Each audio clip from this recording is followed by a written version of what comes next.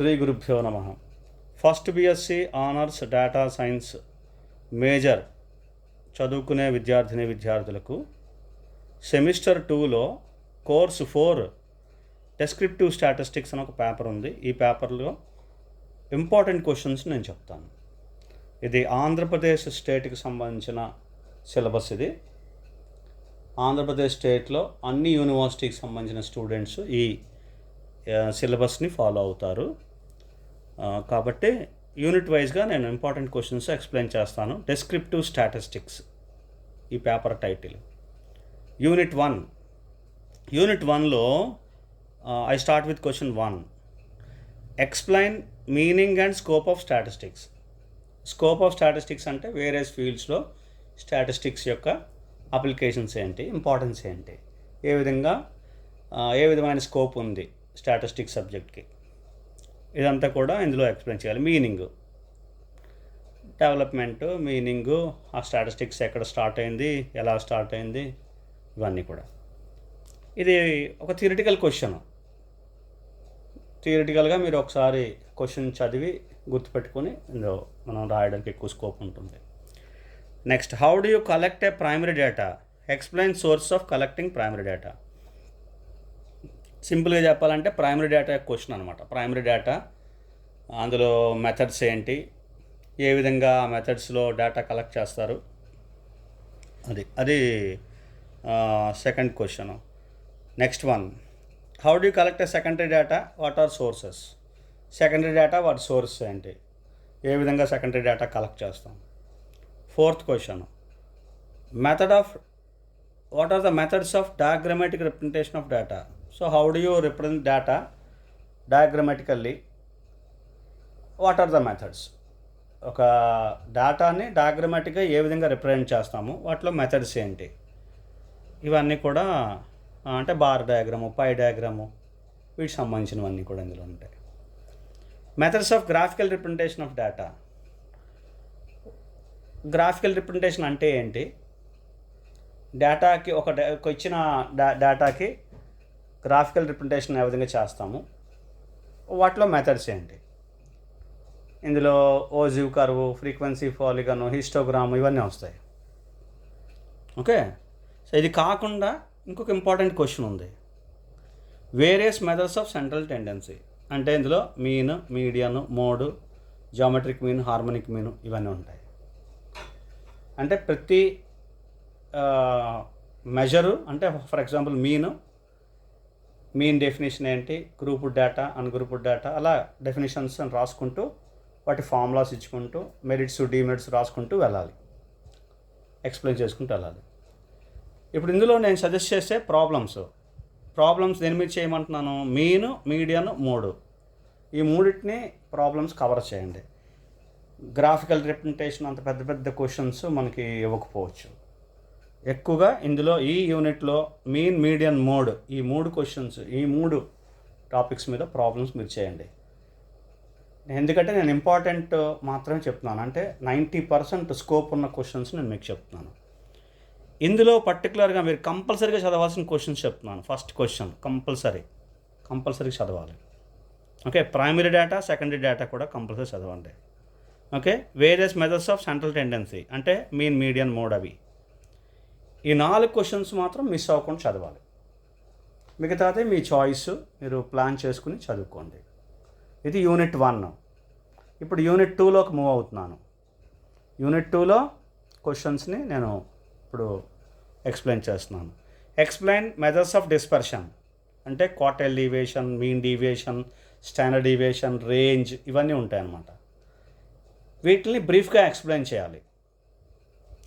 తర్వాత interrelation between central and non central moments అనే topic ఉంది. అందులో సెంట్రల్, నాన్ సెంట్రల్ మూమెంట్స్, వాటి ఇంటర్ రిలేషన్స్ ఉంటాయి, అవి ఎక్స్ప్లెయిన్ చేయాలి. Okay, next third question, define skewness and kurtosis. Skewness ఏంటి, కర్టసిస్ ఏంటి, వాటి డెఫినేషన్స్, డయాగ్రామ్స్ డ్రా చేయాలి. ఈ రెండిట్లో కూడా అది important. Explain various kinds of స్కీనెస్లో various kinds. Okay, positive skewness, negative skewness, అలా ఎక్స్ప్లెయిన్ చేయాలి. ఈ చాప్టర్లో కూడా ప్రాబ్లమ్స్ అనేవి చాలా ఇంపార్టెంట్. ప్రాబ్లమ్స్ చేయాలి. వేటి మీద అంటే quartile deviation, mean deviation, standard deviation. మూమెంట్స్లో కూడా ప్రాబ్లమ్స్ ఉంటాయి. స్కీనెస్లో ఉంటాయి, కర్టసిస్లో స్కీనెస్ కర్టసిస్ వీటిలో కూడా ఉంటాయి. Bowley's coefficient of skewness, Karl Pearson coefficient of skewness, ఈ ప్రాబ్లమ్స్ ఉంటాయి. ఓకే, అందుకని ఇందులో ప్రాబ్లమ్స్ ఏంటి ఇవన్నీ మీరు చేయగలిగితే, ఏ మెథడ్లో చేయగలిగితే. ఇచ్చినవే నేను 4 క్వశ్చన్స్ ఇందులోని. సో ఇందులో ఇంక నేనేమి మోస్ట్ ఇంపార్టెంట్ అని చెప్పట్లేదు. ఇందులో 4 క్వశ్చన్స్ ఇచ్చాను యూనిట్ కవర్ అవ్వడానికి. యూనిట్లో మినిమం మీరు కంపల్సరీ చదవాల్సిన క్వశ్చన్స్ ఈ 4 క్వశ్చన్స్. ప్రాబ్లమ్స్ కూడా చేయాలి. నెక్స్ట్ యూనిట్ 3కి రండి. Come to unit 3. యూనిట్ 3లో చాలా ఎక్కువ క్వశ్చన్స్ ఉన్నాయి. అయినా సరే I will tell you. Define curve fitting, principle of least squares, fitting a straight line. What is the method of fitting a straight line? ఈ 2 definitions compulsory చదవండి. Curve fitting, principle of least squares మీకు short answers questions వస్తాయి, S A క్వశ్చన్స్లో కూడా ఉపయోగపడతాయి.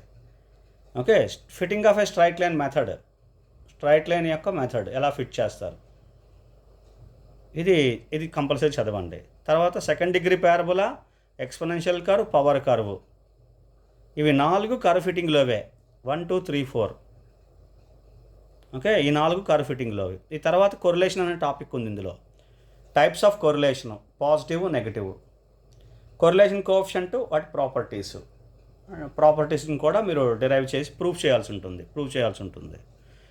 Derivation off rank correlation coefficient, rank correlation coefficient యొక్క ఫార్ములాని derive చేయడం.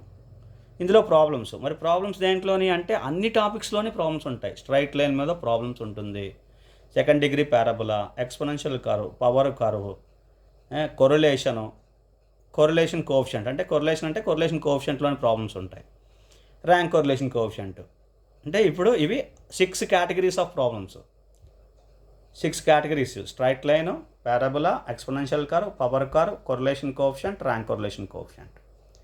ఇవి మీరు ఇందులోని కంపల్సరీగా మీరు చేయాల్సిన ప్రాబ్లమ్స్ ఏంటంటే, చూడండి, దీన్ని 2 కింద డివైడ్ చేస్తున్నాను. మీకు జనరల్గా మీకు ఉండే క్వశ్చన్స్ ప్యాటర్న్లో ఇంటర్నల్ చాయిస్ ఉంటాయి. ఎస్ఏ క్వశ్చన్స్ ఎప్పుడు కూడా ఇంటర్నల్ చాయిస్ ఉంటాయి. అంటే ఫర్ ఎగ్జాంపుల్ యూనిట్ 3కి థర్డ్ క్వశ్చన్ అనుకోండి, 3A ఆర్ బి. 3లో ఏ క్వశ్చన్ కానీ ఆర్ బి క్వశ్చన్ కానీ 2 ఒకే యూనిట్లోంచి వస్తాయి. అలా వచ్చాయి అనుకోండి, అప్పుడు ఏం చేయాలి? ఏదో క్వశ్చన్ మనం అటెంప్ట్ చేయాలి. ఒక క్వశ్చన్ రాస్తే సరిపోతుంది. అప్పుడు జనరల్గా ఏం చేస్తాడు, ఇది 2 పార్ట్స్ కాబట్టి 1, 2, 3, 4 ఇదంతా ఒక పార్ట్, ఒక టాపిక్. ఇందులో ఒక క్వశ్చన్ ఇస్తాడు. కొరిలేషన్, ర్యాంక్ కొరిలేషన్ ఇదంతా ఒక టాపిక్. ఈ టాపిక్లో ఒక క్వశ్చన్ ఇస్తాడు. కాబట్టి మీరు ఏం చేయొచ్చు, ఏదో ఒకటి క్షుణ్ణంగా అంటే కంప్లీట్గా చదవడం, ఇంకొకటి పార్షియల్గా కొంచెం మధ్య మధ్యలో 2 క్వశ్చన్లు, థియరీ క్వశ్చన్లు మీకు బాగా చదవగలిగితే థియరీ క్వశ్చన్లు, లేదా ప్రాబ్లమ్స్ మీరు బాగా చేయగలిగితే ప్రాబ్లమ్స్, అలా ఏదో ఒకటి ప్రాబ్లమేటిక్ కానీ థియరిటికల్ కానీ మీరు సెలెక్ట్ చేసుకోవడమే. కాబట్టి చదివితే ఈ 4 క్వశ్చన్లు చదవండి, 4 ప్రాబ్లమ్స్ చేయండి. 2 ప్రాబ్లమ్స్, థియరీ కూడా చదువుతారు. ఓకే, ఒక ఆస్పెక్ట్. ఇది లేకపోతే ఇది కొరిలేషను, ర్యాంక్ కొరిలేషను, వీటికి సంబంధించిన ప్రాబ్లమ్స్ చేస్తారు, థియరీ చదువుతారు. అప్పుడు ఒక క్వశ్చన్ కంపల్సరీగా ఆన్సర్ చేస్తారు. అదేవిధంగా షార్ట్ ఆన్సర్ క్వశ్చన్స్ ఉంటాయి, వాటిల్లో ఆప్షన్ ఉంటుంది కాబట్టి షార్ట్ ఆన్సర్ క్వశ్చన్స్ కూడా ఇందులో కవర్ అవుతాయి. అర్థమవుతుంది కదండి? మీకు చాలా ఈజీ ఏంటంటే కొరిలేషన్లో ప్రాబ్లమ్స్, ర్యాంక్ కొరిలేషన్లో ప్రాబ్లమ్స్, ఇవి 2 ఈజీ, చాలా ఈజీ. కాబట్టి మీ చాయిస్, మీరు చదవగలిగితే చదువుకోవచ్చు మొత్తం. రైట్, ఇది యూనిట్ 3. యూనిట్ 4కి వస్తున్నాను. యూనిట్ 4 ఏంటంటే రిగ్రెషన్. ఇది చిన్న టాపిక్. యూనిట్ 4 కంపల్సరీ చదువుకోవాలి. Unit 4 regression, derivation of regression lines, ఇదొక question. Regression coefficient, properties, logistic regression, uses. దీంతోపాటు ఇంకొక క్వశ్చన్ యాడ్ చేస్తున్నాను, కొరిలేషన్ వర్సెస్ రిగ్రెషన్. ఈ టాపిక్ కూడా ఇస్తాడు. కొరిలేషన్కి రిగ్రెషన్కి మధ్యలో ఉండే తేడా ఏంటి, డిఫరెన్సెస్ ఏంటి అనేది కూడా చదవండి. ఈ 4 క్వశ్చన్స్ చదవండి. చిన్న అంటే తక్కువ క్వశ్చన్సే ఇచ్చాను. రిగ్రెషన్ అనేది ఒక్కటే టాపిక్ కాబట్టి ఈ టాపిక్లో మీకు ఇంకా చాయిస్ లేదు. చాలా చిన్న టాపిక్. అందులో రిగ్రెషన్లో ప్రాబ్లమ్స్ వేయండి, regression coefficients, regression, calculation of regression lines, regression coefficients, వాటి మీద ప్రాబ్లమ్స్ ఉంటాయి. సింపుల్గా ఉంటాయి. ఇంకొకటి కూడా చెప్తున్నాను, ఇంటర్ రిలేషన్. కొరిలేషన్ ప్రాబ్లమ్స్ చేస్తే రిగ్రెషన్ ప్రాబ్లమ్ చేయడానికి అది లీడ్ చేస్తుంది. అంటే రిగ్రెషన్లో కొన్ని ఫార్ములాస్ కొరిలేషన్ కోఎఫిషియంట్లో ఫార్ములాస్ ఉంటాయి. కాబట్టి ఇక్కడ కొరిలేషన్ ప్రాబ్లమ్స్, ఇక్కడ రిగ్రెషన్ ప్రాబ్లమ్స్ రెండు చేశారనుకోండి, ఇందులో రిగ్రెషన్ టాపిక్ కవర్ అవుతుంది, అందులో కొరిలేషన్ కవర్ అవుతుంది. రిగ్రెషన్లో కొరిలేషన్ కూడా ఉంటుంది. కాబట్టి రిగ్రెషన్ చేస్తే కొరిలేషన్ ప్రాబ్లం వదిలేయాల్సిన పని లేదు. కొరిలేషన్ ప్రాబ్లం కూడా మనం చేయగలుగుతాం. కాబట్టి అది ఆలోచించుకుని చెయ్యండి. కాబట్టి రిగ్రెషన్ కోఎఫిషియంట్, రిగ్రెషన్ లైన్స్ చేస్తున్నప్పుడు కొరిలేషన్ వచ్చేస్తుంది. కొరిలేషన్ని క్యాలిక్యులేట్ చేయడం చాలా ఈజీ అయిపోతుంది. కాబట్టి రిగ్రెషన్ కోఎఫిషియంట్, రిగ్రెషన్ ఇందులో ఉండే ప్రాబ్లమ్స్ చేయండి కంపల్సరీగా. చాలా సింపుల్. ఓకే, ఈ థియరీ క్వశ్చన్స్ 4 చదువుకోండి. లాజిస్టిక్ రిగ్రెషన్ ఒకటి, కొరిలేషన్ వర్సెస్ రిగ్రెషన్ ఒకటి, ఇవి రిగ్రెషన్ కోఎఫిషియంట్ ప్రాపర్టీస్, ఇవి చదవడం మానేకండి. చిన్న యూనిట్ ఇది, ఒకటే టాపిక్ ఉంది. Okay right. Next unit 5. ఇది పెద్ద యూనిటే కానీ ఒకటే టాపిక్, ఓన్లీ వన్ టాపిక్. ఏంటంటే యాట్రిబ్యూట్స్. ఇది యాట్రిబ్యూట్స్ అనే టాపిక్. ఇందులో ఇంపార్టెంట్ క్వశ్చన్స్ చెప్తున్నాను చూడండి. Consistency of data, condition for consistency for 3 attributes, ఇది ఒక question. Association of attributes, independence of attributes, ఇది ఒక question. Derive limits of Yule's coefficient of association, Yule's coefficient of అసోసియేషన్కి limits, relation between Q and Y. ఇవి ఒక 4 important questions ఇచ్చాను మీకు. ఇవి జనరల్గా మీకు 90% ఈ క్వశ్చన్స్లో ఏదో ఒకటి వచ్చేస్తుంది. కాబట్టి 4 క్వశ్చన్స్ అండి. ఇది కూడా చిన్న యూనిటే కింద మీరు కన్సిడర్ చేయాల్సి ఉంటుంది. టాపిక్స్ అవి చాలా ఎక్కువ ఉంటాయి, కానీ మీరు చిన్న యూనిట్ కింద ఇది తీసుకోవాలి. రైట్, తీసుకొని మనం చేసుకుంటే, అంటే తక్కువ క్వశ్చన్స్ ఉన్నాయి కదా, అందుకని ఈ 4 క్వశ్చన్స్ని మీరు ముందు చదివితే మీకు మొత్తం టాపిక్స్ అన్నీ కవర్ అయిపోతాయి.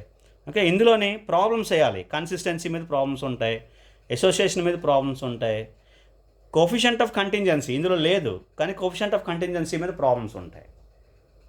కాబట్టి contingency table, coefficient of contingency, వాటి మీద ప్రాబ్లమ్స్ ఉంటాయి. ఇంపార్టెంట్ క్వశ్చన్స్లో నేను కవర్ చేయలేదు, కానీ దీని మీద ప్రాబ్లమ్స్ మాత్రం చేయండి. సో ఈ కేటగిరీస్ ఆఫ్ ప్రాబ్లమ్స్ మీరు చేసుకుంటే కంపల్సరీగా మీరు ఈ యూనిట్ని అటెంప్ట్ చేయగలుగుతారు. ప్రతి యూనిట్కి మనకి ఆల్మోస్ట్ ఒక 10 to 15 మార్క్స్ కవర్ అవుతాయి. కాబట్టి మీరు ఒక 3 యూనిట్స్ బాగా సెలెక్ట్ చేసుకుంటే, చిన్న యూనిట్స్ సెలెక్ట్ చేసుకుంటే మీకు ఈజీగా అయిపోతుంది. మరి ఇందులో చిన్న యూనిట్స్ ఏంటి? అట్ ది ఎండ్ యూనిట్ 5 ఒకటి వదలొద్దు, యూనిట్ 4 ఒకటి వదలొద్దు. కంపల్సరీ యూనిట్స్ అనమాట. Unit 5, unit 4, 5. ఇవి కాకుండా యూనిట్ 4కి రిలేటెడ్గా ఇక్కడ కొరిలేషన్ ఉంది, కాబట్టి యూనిట్ 3ని కంపల్సరీగా చదవండి. యూనిట్ 3ని, అందులో ప్రాబ్లమేటిక్ పార్ట్ మేము చేయగలం అనుకునే వాళ్ళు ఎక్కువ మంది యూనిట్ 3 మీద డిపెండ్ అవ్వండి. యూనిట్ 3లో ఎక్కువ ప్రాబ్లమ్సే, correlation, straight line, second degree parabola, ఇవన్నీ ఎక్స్పోనెన్షియల్ కర్వ్, ఇవన్నీ కూడా. కాబట్టి యూనిట్ 3 ప్రాబ్లమేటిక్ పార్ట్ ఉంది కాబట్టి ఎక్కువగా దాని మీద డిపెండ్ అవ్వండి. 3, 4, 5 సింపుల్ యూనిట్స్. అలాగే మీరు థర్డ్ యూనిట్ కూడా మీరు దాన్ని డిపెండెంట్గా ఉంది కాబట్టి సెలెక్ట్ చేసుకోండి. కొరిలేషను, రిగ్రెషను, ఇవి 2 డిపెండెంట్ కాబట్టి అది సెలెక్ట్ చేసుకోండి. తర్వాత యూనిట్ 1, 2లో మీ చాయిస్ అది. ఇంకా యూనిట్ 1, 2లో ఒకటి, అంటే 4వ యూనిట్ని కూడా మీరు సెలెక్ట్ చేసుకుని చేయడం అనేది మంచి పద్ధతి. ఓకే, నేను ఇంపార్టెంట్ క్వశ్చన్స్ చెప్పాను కాబట్టి ఇప్పుడు మీరు ఏది కవర్ చేసుకున్నారు, ఏది చదువుకుంటున్నారు, ఏ విధంగా మీరు దీన్ని కవర్ చేసుకోగలరో అది మీరు ఒకసారి దగ్గర పెట్టుకొని వర్కౌట్ చేసుకోండి. సో దట్ ఒక 3 యూనిట్స్ మీద కంప్లీట్గా కాన్సన్ట్రేషను, ఇంకొక యూనిట్ మీద పార్షియల్గా ఒక 50% కాన్సన్ట్రేషన్ మీరు చేసినా సరే మీరు డెఫినెట్గా మీరు 80% ఆఫ్ ది మార్క్స్ మీరు అటెంప్ట్ చేయగలరు కాదు, కంపల్సరీగా 80% ఆఫ్ మార్క్స్ మీరు సంపాదించగలరు. మీకు అర్థమవుతుందని అనుకుంటున్నాను. ఈ విధంగా మీరు స్టార్ట్ చేయండి. ప్లాన్ చేసుకొని మీరు చదవడం స్టార్ట్ చేయండి. డెఫినెట్గా మీకు మంచి మార్క్స్ వస్తాయి. Hope you understand. Thank you very much.